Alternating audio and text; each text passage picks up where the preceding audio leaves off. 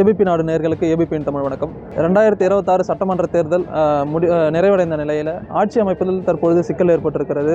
குறிப்பாக தமிழக வெற்றிக் கழகம் 108 தொகுதிகளை கைப்பற்றிய நிலையில் பெரும்பான்மை என சொல்லக்கூடிய 118 தொகுதிகள் இருந்தால் மட்டுமே பெரும்பான்மையாக ஆட்சி அமைக்க முடியும். இந்த நிலையில் அதிமுக, திமுக அதனுடைய கூட்டணி கட்சிகளிடம் தமிழக வெற்றிக் கழகம் கூட்டணிக்கு அழைத்திருந்தாலும் கூட தற்பொழுது கூட்டணியில் மற்ற கட்சிகள் சேருவது சிக்கல் ஏற்பட்டிருக்கிறது. குறிப்பாக தற்போது மட்டும் காங்கிரஸ் தாவேகாவுடன் ஒப்பந்தம் கையெழுத்திடப்பட்டு கூட்டணியில் சேர்ந்திருக்கிறது.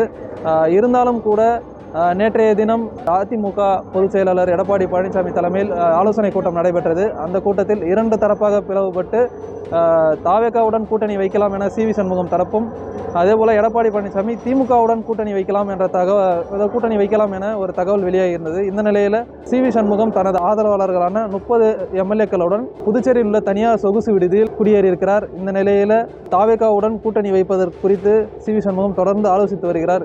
அது மட்டுமல்லாமல் சி.வி. சண்முகத்திற்கு துணை முதல்வர் பதவியும் வழங்கப்பட உள்ளதாகவும் இதனை செங்கோட்டையின் மூலமாக இந்த பேச்சுவார்த்தை நடைபெற்று வருவதாக தகவல் வெளியாக இருக்கிறது. இப்படிப்பட்ட சூழலில் அதிமுக பிளவுபட்டு 2 தரப்பாக உடைந்திருப்பது என்பதே உண்மை. இந்த நிலையில் திமுக இன்று மாலை எம்எல்ஏக்களுடனான ஆலோசனை கூட்டம் முன்னாள் முதல்வர் ஸ்டாலின் அறிவித்திருக்கிறார்.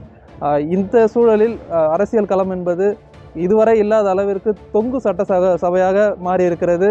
இன்றைய தினம் பதவியேற்க வேண்டிய சூழ்நிலையில் இருந்த போதும் விஜய் அவர்களது அந்த பதவியேற்பு விழா தேதி குறிப்பிடாமல் ஒத்திவைக்கப்பட்டிருக்கிறது. அதேபோல் ஆளுநரிடமும் இந்த பேச்சுவார்த்தை நடைபெற்று வருகிறது. சி.வி. சண்முகம் தாவேகாவுடன் கூட்டணி சேரும் பட்சத்தில் அவர் துணை முதல்வராக விஜயும் இருப்பார். அது மட்டும் இல்லாமல் தமிழக வெற்றி கழகத்தை பொறுத்தவரை வட மாவட்டங்களில் அதிக அளவில் வெற்றி பெறவில்லை, ஒரு சில இடங்கள் மட்டுமே வெற்றி பெற்றிருக்கிறது. குறிப்பாக விழுப்புரம் மாவட்டத்தில் 7 தொகுதிகளிலுமே அதிமுக, திமுக, பாமக இந்த 3 கட்சிகளுமே வெற்றி பெற்ற நிலையில் வட மாவட்டங்களில் கை ஓங்குவதற்கான வாய்ப்பு இல்லாத நிலையில் சி.வி. சண்முகம் அதற்கான முன்னெடுப்பை எடுத்திருக்கிறார். ஒருவேளை சி.வி. சண்முகம் தாவேகா கூட்டணியில் செல்லும் பட்சத்தில் வட மாவட்டங்களில் சி.வி. சண்முகத்தின் கை ஓங்கும் என தெரிவிக்கிறது.